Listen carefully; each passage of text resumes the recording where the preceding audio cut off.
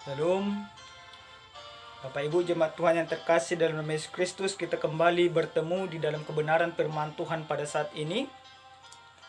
Oleh karena itu, sebelum kita mendengarkan kebenaran firman Tuhan, kami berharap supaya Bapak Ibu semuanya mensubscribe, di like, diberikan komentar di kolom komentar dalam video kali ini untuk lebih memahami tentang kebenaran firman Tuhan. Firman Tuhan yang sampai kepada kita pada saat ini tertulis dalam kitab 1 Tawarik pasal 17 ayat 16 sampai dengan ayat 27.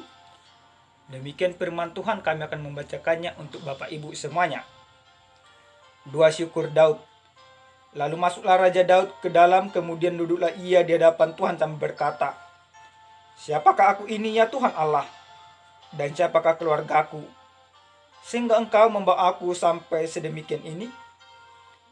Dan hal ini masih kurang di matamu ya Allah. Sebab itu engkau telah berfirman juga tentang keluarga hambamu ini dalam masa yang masih jauh, dan telah memperlihatkan kepadaku serentetan manusia yang akan datang, ya Tuhan Allah.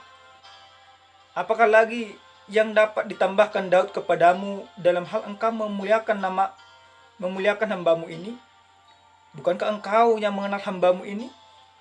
Ya Tuhan, oleh karena hambamu ini dan menurut hatimu, engkau telah melakukan segala perkara yang besar ini dengan memberitahukan segala perkara yang besar itu. Ya Tuhan, tidak ada yang sama seperti engkau, dan tidak ada Allah selain engkau, menurut segala yang kami tangkap dengan telinga kami. Dan bangsa manakah di bumi seperti umatmu Israel, yang Allahnya pergi membebaskannya menjadi umatnya, untuk mendapatkan nama bagimu dengan perbuatan-perbuatan yang besar dan dahsyat, dan dengan menghalau bangsa-bangsa dari depan umatmu yang telah kau bebaskan dari Mesir. Engkau telah membuat umatmu Israel menjadi umatmu untuk selama-lamanya, dan engkau ya Tuhan menjadi Allah mereka.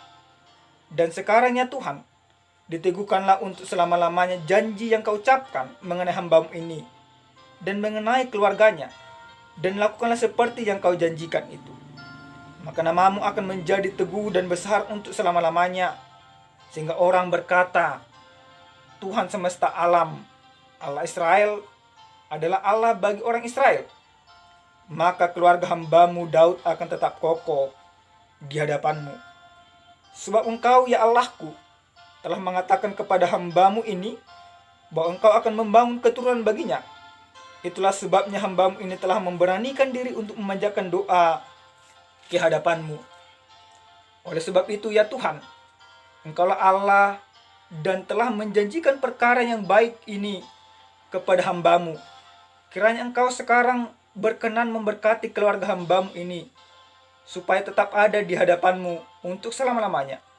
Sebab apa yang engkau berkati ya Tuhan, diberkati untuk selama-lamanya. Sampai demikian pembacaan kebenaran firman Tuhan.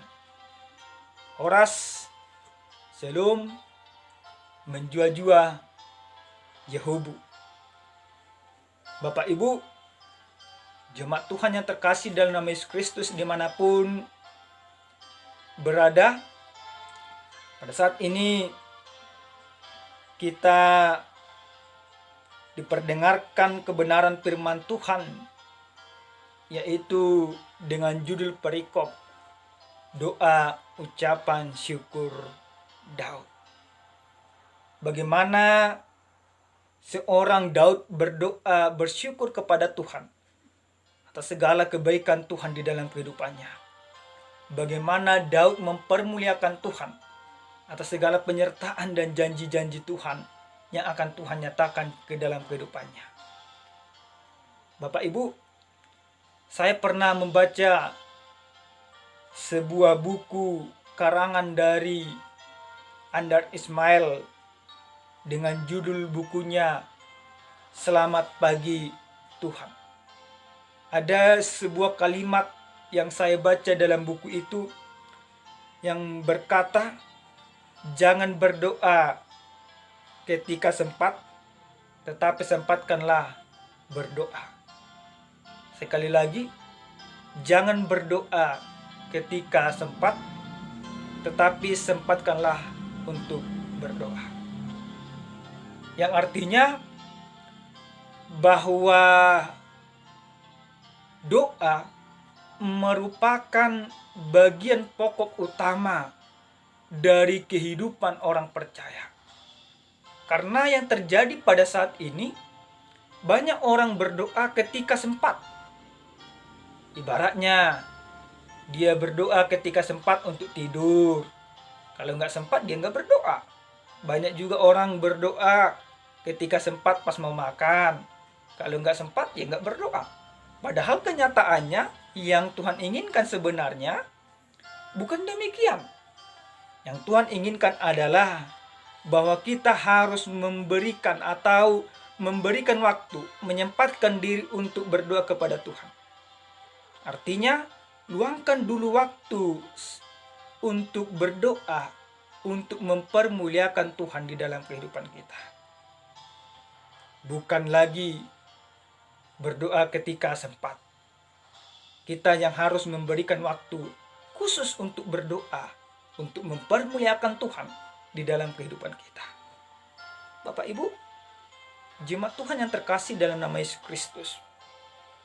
Kalau kita melihat perikop kebenaran firman Tuhan yang sampai kepada kita pada saat ini, bagaimana seorang Daud bersyukur atas segala kebaikan Tuhan.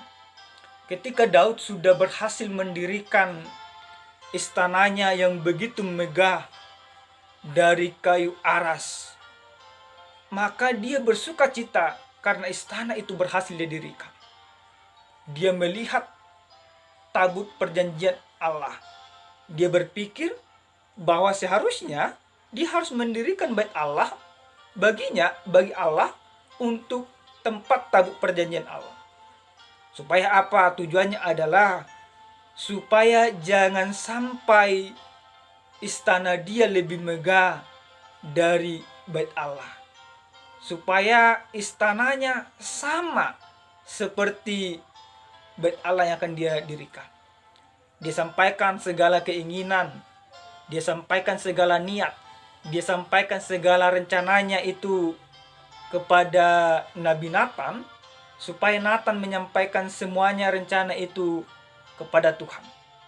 Ketika Nathan sampaikan segala rencana yang direncanakan oleh Daud kepada Allah, maka Allah pun menjawab. Allah katakan kepada Nathan, tidak. Allah juga menyuruh supaya Nathan sampaikan kepada Daud bahwa yang mendirikan bait Allah untuk Allah itu bukan Daud, melainkan siapa? Tuhan katakan keturunannya.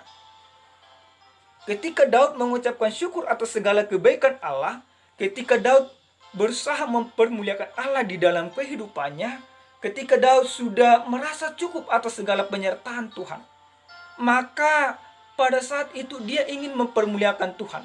Dia ingin membangun sebuah bait yang benar-benar layak menurut dia untuk Tuhan. Tetapi yang Tuhan nyatakan tidak demikian. Yang Tuhan nyatakan adalah bahwa apa yang sudah Daud lakukan pada saat ini sudah menyenangkan hati Tuhan. Ketika Daud turut di dalam segala kehendak Tuhan, di dalam segala rencana-rencana Tuhan, maka bagi Tuhan itu sudah cukup. Sudah cukup bagi Tuhan bahwa Daud menjadi raja yang sangat disenangi oleh Tuhan. Bahkan Tuhan katakan bahwa Daud akan mendapatkan tempat yang layak nantinya ketika dia meninggal bersama dengan nenek moyangnya. Karena apa? Karena Daud menjadi bagian orang-orang yang menyenangkan hati Tuhan. Bahkan Tuhan katakan bahwa Daud akan diberkati Tuhan sampai kepada anak cucunya, sampai kepada keturunannya. Kenapa sampai janji itu Tuhan sampaikan? Semuanya itu karena kerendahan hati Daud, karena ketundukannya untuk takut kepada Allah.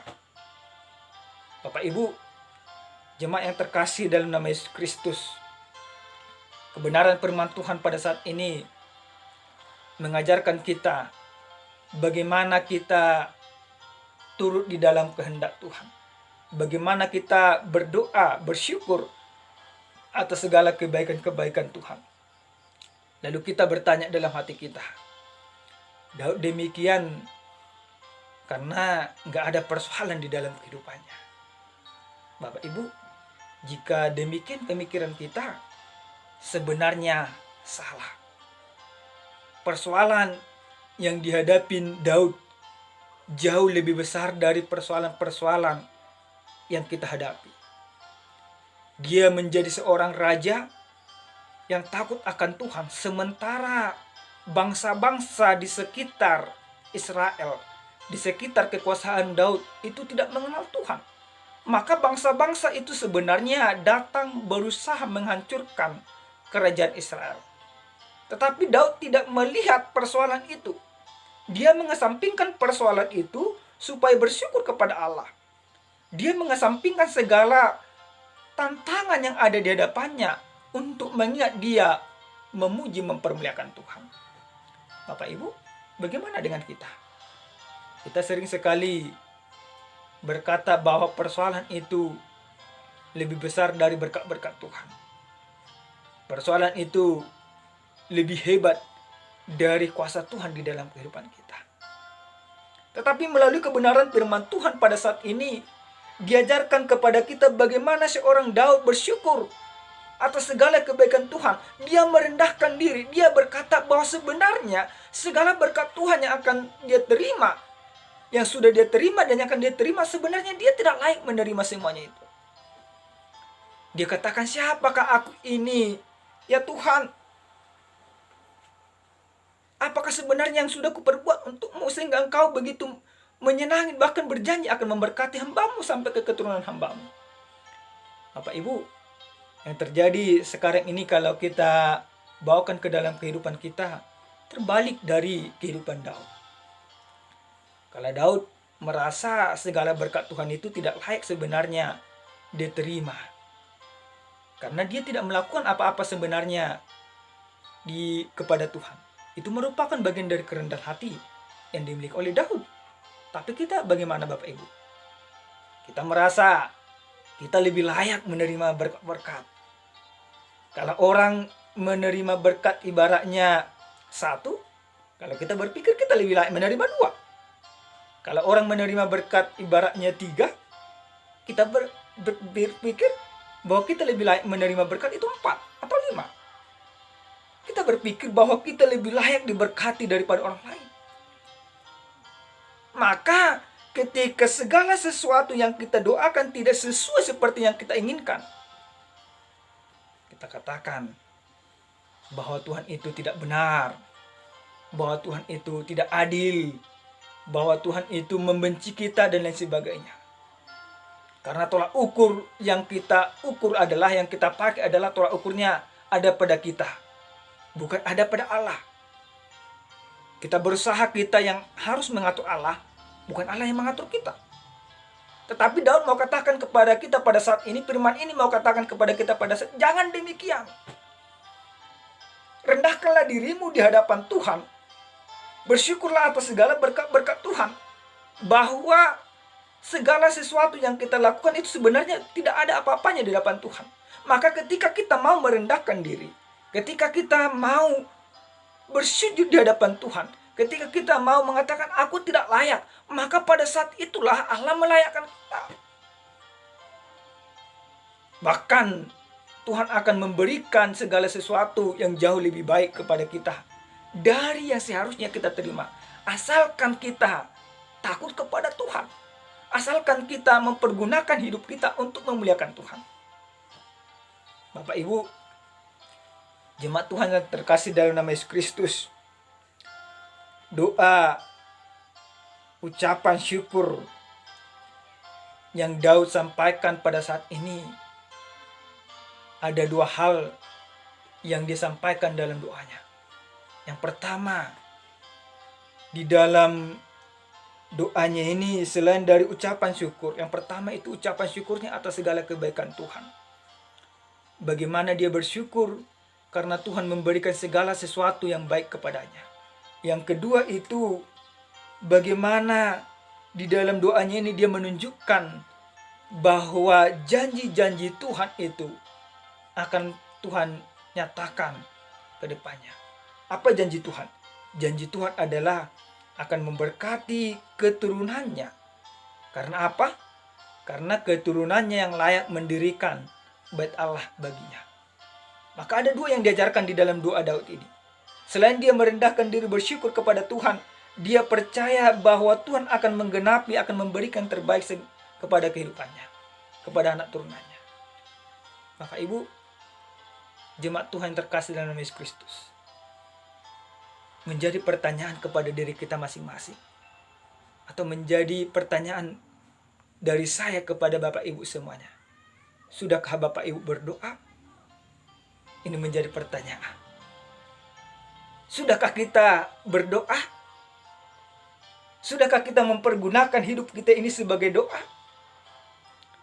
Andar Ismail juga berkata bahwa doa adalah menutup mata kepada Tuhan, tetapi membuka mata kepada sesama. Yang artinya apa? Engkau merendahkan diri di hadapan Tuhan, engkau bersujud di hadapan Tuhan, tetapi sembari engkau bersujud di hadapan Tuhan, engkau berbuat kepada sesamamu. Engkau membuka mata bagi orang yang tertindas. Engkau membuka mata bagi orang yang tidak menerima keadilan. Engkau membuka mata bagi orang-orang yang kekurangan. Engkau membuka mata bagi orang-orang yang cacat. Engkau membuka mata bagi orang-orang kaum termarginalkan. Maka ketika engkau berdoa kepada Tuhan, pada saat itulah engkau sebenarnya harus membuka matamu untuk peduli kepada sesamamu, untuk peduli kepada lingkunganmu. Maka pertanyaan yang sampai kepada kita, sudahkah engkau berdoa? Sudahkah Bapak Ibu semuanya berdoa? Dan doa seperti apa yang Bapak Ibu sampaikan? Apakah doa yang kita sampaikan ini yang terus-menerus mencoba mengatur Tuhan? Bapak Ibu, banyak orang berdoa seperti itu. Tuhan, berikanlah aku ini, berikanlah aku ini, berikanlah aku ini dan ini dan itu. Tapi apa yang Yesus ajarkan dalam kitab Matius? Jika kita berdoa, apa yang Yesus katakan? Dikuduskanlah namamu, datanglah kerjaanmu di bumi dan di surga. Yang berarti ketika kita berdoa, kita mau katakan bagaimana kehendak Tuhan nyata di dalam kehidupan kita. Jemaat yang terkasih dalam Yesus Kristus, ada beberapa hal yang harus kita lihat, yang harus kita pedomani, dan yang menjadi penyemangat di dalam kehidupan kita. Tapi sebelum sampai kepada pedoman-pedoman yang harus kita pedomani dari kebenaran firman Tuhan pada saat ini, ada sebuah cerita yang pernah saya baca. Ada sebuah rumah tangga yang bisa dibilang kurang harmonis kehidupan rumah tangga itu. Kenapa? Karena si bapak malas gereja, malas berdoa. Sementara si istri rajin ke gereja, rajin berdoa. Pada saat hari Minggu tiba, si istri pergi ke gereja dan suami tidur. Pulang dari gereja, si istri menjumpai atau menemui si bapak lagi asik menonton televisi tanpa melakukan apa-apapun. Pada saat itu, si istri marah-marah. Dia marepet seperti orang Batak pada umumnya. Dia marepet, disampaikan segala sesuatu apa yang ada di dalam hati dan pikirannya. Disampaikan semuanya, kenapa engkau tidak melakukan pekerjaan dan lain sebagainya. Si suami diam dan mengangguk-angguk. Dia merasa bahwa dia lebih benar daripada istrinya. Dia katakan, percuma engkau gereja. Kalau setiap saat engkau marah, engkau marepet, engkau tidak menunjukkan kualitas imanmu, bahkan kualitas doamu, katanya. Apa yang dikatakan, yang dijawab oleh si ibu? Si ibu berkata, syukur saya berdoa, syukur saya ke gereja.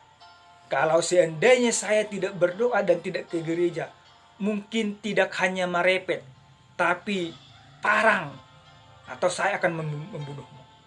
Artinya apa? Berkat dari kesetiaan si ibu berdoa kepada Tuhan dan kesetiaannya memuji memuliakan Tuhan, beribadah, maka itu mengajarkannya untuk menahan diri untuk tidak melakukan yang tidak Tuhan kehendaki. Bapak Ibu, pertanyaan kedua yang harus saya tanyakan kepada kita. Kalau pertanyaan pertama tadi, sudahkah engkau berdoa? Pertanyaan kedua adalah, bagaimana kualitas doamu? Apa itu sebenarnya doa bagimu? Benar yang dikatakan orang bijak, doa adalah napas kehidupan orang Kristen. Benar jawaban itu. Kenapa dikatakan doa adalah napas hidup orang Kristen? Maka selama kita hidup, kita harus tetap berdoa atau mempergunakan hidup kita ini sebagai doa. Bagaimana mempergunakan hidup sebagai doa? Berarti mempergunakan hidup kita ini untuk bermanfaat bagi sesama. Mempergunakan hidup kita ini untuk melakukan segala kehendak Tuhan. Mempergunakan hidup kita ini untuk peduli kepada lingkungan. Mempergunakan hidup kita ini untuk menjamah orang-orang yang termarginalkan. Bagaimana kualitas doa kita? Dan apa sebenarnya doa itu? Bapak Ibu, jemaat yang terkasih dalam nama Yesus Kristus, ada 3 hal yang kami buat di dalam kebenaran firman Tuhan ini. Yang pertama, doa mengajar kita mengenal siapa diri kita di hadapan Allah, atau merendahkan diri, bukan mengatur Allah. Doa mengajar kita mengenal siapa diri kita di hadapan Allah, atau merendahkan diri di hadapan Allah. Yang artinya Bapak Ibu jemaat Tuhan, bagaimana seorang Daud yang berdoa di hadapan Tuhan, dia merendahkan dirinya untuk Tuhan dipermuliakan. Dia merendahkan dirinya untuk mengenal segala kehendak Tuhan. Dia tidak menyombongkan dirinya. Dia mau melihat di dalam doanya bagaimana Tuhan bekerja di dalam kehidupannya. Dia mau nyatakan bahwa hidupnya ini turut seperti yang Tuhan kehendaki. Maka setiap orang yang berdoa di dalam kehidupannya, dia harus mengenal bagaimana Tuhan. Dia harus mendengarkan suara Tuhan di dalam kehidupannya. Bukan dia yang harus mengatur Tuhan. Seperti yang kami katakan tadi, bahwa kita sering sekali berdoa meminta ini dan itu. Dan ketika tidak diberikan Tuhan seperti yang kita inginkan, kita beranggapan bahwa percuma kita berdoa dan lain sebagainya. Bahkan pernah ada orang berkata kepada saya, "Amang, saya merasa percuma berdoa." Kenapa saya katakan? Saya berdoa terus supaya suamiku bertobat, tidak mabuk, tidak merokok, dan bertanggung jawab. Tapi Tuhan tidak dengarkan. Dia berpikir, ketika dia berdoa, maka pada saat itu doanya langsung Tuhan jawab. Padahal sebenarnya tidak demikian. Ketika kita berdoa, bukan seharusnya doa itu seperti yang kita inginkan. Tapi kita melihat bagaimana rencana Tuhan yang akan Tuhan sampaikan kepada kita. Saya katakan kepada Bapak, Ibu semuanya pada saat ini, jangan pernah berhenti berdoa. Paulus katakan, tetaplah berdoa. Bagaimana ketika kita berdoa, kita mengenal kehendak Tuhan yang Tuhan nyatakan di dalam kehidupan kita. Yang kedua, yang kami katakan di dalam kebenaran firman Tuhan ini, doa mengajarkan kita kehendak Tuhan. Bukan kehendak kita yang harus Tuhan turuti. Bapak Ibu, jemaat Tuhan yang terkasih dalam nama Yesus Kristus, kami pernah membaca juga sebuah cerita. Ada seorang anak kecil yang sangat menyayangi binatang. Yang dia berpikir bahwa binatang itu adalah makhluk yang disayangi Tuhan. Dan sama seperti manusia. Maka suatu ketika hewan peliharaannya yaitu kucingnya sakit. Dia kebingungan. Dia pergi menjumpai seorang pendeta. Dia katakan kepada Bapak Pendeta, "Bapak Pendeta, ayo dulu ke rumah, ada yang sakit." Dengan sigapnya, pendeta memakai pakaian keimamannya. Dia pergi bersama anak ini. Dia tanya, "Siapa yang sakit?" Anak ini bilang, "Ini yang sakit." Dia menunjukkan seekor kucing. Alangkah kesalnya, gondoknya, marahnya pendeta ini. Dengan penuh kekesalan, pendeta ini berdoa, "Jadilah kehendak-Mu Tuhan kepada kucing ini, jika mati biarlah mati, jika hidup biarlah hidup. Amin." Pendeta itu pun pulang. Dan beberapa hari kemudian kucingnya sehat. Si anak ini bersuka cita. Beberapa minggu kemudian, si anak ini mendapat kabar bahwa pendeta yang mendoakan kucingnya sakit. Dia pergi ke rumah pendeta itu, dia melihat, dia bertanya kepada pendeta itu, "Kenapa Pak Pendeta?" "Saya sakit," katanya. Maka pada saat itu si anak ini juga berdoa, "Tuhan Yesus, jadilah kehendak-Mu kepada Bapak Pendeta kami. Jika mati biarlah mati, jika hidup biarlah hidup." Alangkah terkejutnya si pendeta ini. Tapi apa yang terjadi, jemaat Tuhan? Si pendeta ini juga akhirnya sehat. Bapak Ibu, jemaat Tuhan terkasih dalam nama Yesus Kristus, hal ini mengajarkan kita bagaimana kita berdoa mengerti kehendak Tuhan di dalam kehidupan kita. Seperti ketika Yesus Kristus berdoa di Taman Getsemani. Apa yang Yesus katakan ketika dia berdoa di Taman Getsemani? Dia katakan, "Janganlah kehendakku, tetapi kehendak-Mu lah yang jadi." Maka setiap orang percaya harus mengetahui, harus memahami bahwa ketika dia berdoa, pada saat itu dia meminta bagaimana Tuhan mengontrol kehidupannya. Maka orang percaya harus berdoa bagaimana hidupnya ini dia serahkan sepenuhnya kepada Tuhan. Biar Tuhan yang mengatur, biar Tuhan yang mengontrol. Bagaimana seorang Daud sudah menunjukkan hal itu. Yang ketiga, Bapak Ibu jemaat Tuhan, doa mengajarkan kita, seperti yang kami katakan tadi, doa mengajarkan kita kesetiaan untuk mempermuliakan Tuhan. Bapak Ibu jemaat Tuhan, pada saat ini banyak orang yang tidak setia untuk berdoa. Hari ini dia berdoa, besok tidak berdoa. Atau besok berdoa, hari ini tidak berdoa. Tetapi orang Kristen, orang yang takut akan Tuhan, orang yang hidup di dalam kebenaran Kristus, maka dia harus setia berdoa di dalam kehidupannya. Apapun yang terjadi, tidak hanya sebatas ketika senang, ketika susah sekalipun kita harus berdoa. Jangan hanya senang kita berdoa.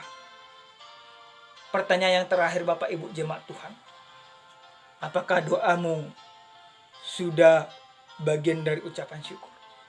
Dan kenapa kita harus berdoa mengucap syukur? Jika Daud berdoa mengucap syukur kepada Tuhan atas segala kebaikan Tuhan di dalam kehidupannya, maka kita juga harus berdoa mengucap syukur kepada Tuhan atas segala kasih setia Yesus Kristus yang diberikan kepada kita. Yesus Kristus sudah memberikan nyawanya, Yesus Kristus sudah mau berkorban, Yesus Kristus sudah mau merendahkan diri. Maka seharusnya orang percaya, orang Kristen, orang yang takut akan Tuhan harus berdoa di dalam ucapan syukurnya. Karena apa? Karena Tuhan memberikan segala sesuatu ke dalam kehidupan kita. Karena Tuhan sudah memberikan nyawanya. Karena Tuhan sudah memberikan kehidupan yang kekal bagi kita. Maka ucapan syukur yang harus kita sampaikan di dalam doa kita adalah bagaimana kita merasakan segala kebaikan Yesus Kristus yang sudah sampai kepada kita. Daud bersyukur atas berkat-berkat Tuhan di dalam kehidupannya. Maka kita juga harus bersyukur atas kesetiaan Tuhan, atas anugerah Yesus Kristus yang sudah sampai ke dalam kehidupan kita. Doa merobohkan keegoisan. Doa merobohkan tembok pemisah permusuhan. Doa jembatan kita untuk bersyukur kepada Allah dan peduli kepada manusia. Doa juga mengajar kita bagaimana menuruti kehendak Tuhan dalam segala permintaan kita. Bukan menuruti kehendak kita dalam segala permintaan kita. Yang terakhir sekali, doa mengajar kita bagaimana kasih setia Yesus Kristus yang sudah sampai kepada kita.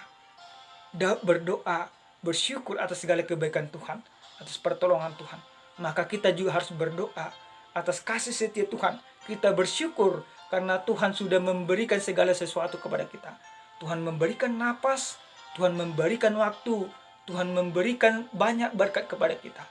Jangan lihat tantangan yang ada di dalam kehidupanmu, tapi lihatlah anugerah Yesus Kristus yang benar-benar nyata di dalam kehidupan.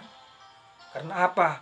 Anugerah Yesus Kristus jauh lebih besar daripada tantangan dan persoalan yang ada dalam kehidupan kita. Maka tetaplah berdoa. Paulus katakan dalam kitab Tesalonika, aku berkata kepadamu tetaplah berdoa. Maka saya juga selaku hamba Tuhan berkata kepada kita semua, tetaplah berdoa dan setialah di dalam doamu. Hidupilah doamu dan hiduplah di dalam doamu. Amin. Tuhan Yesus memberkati. Shalom.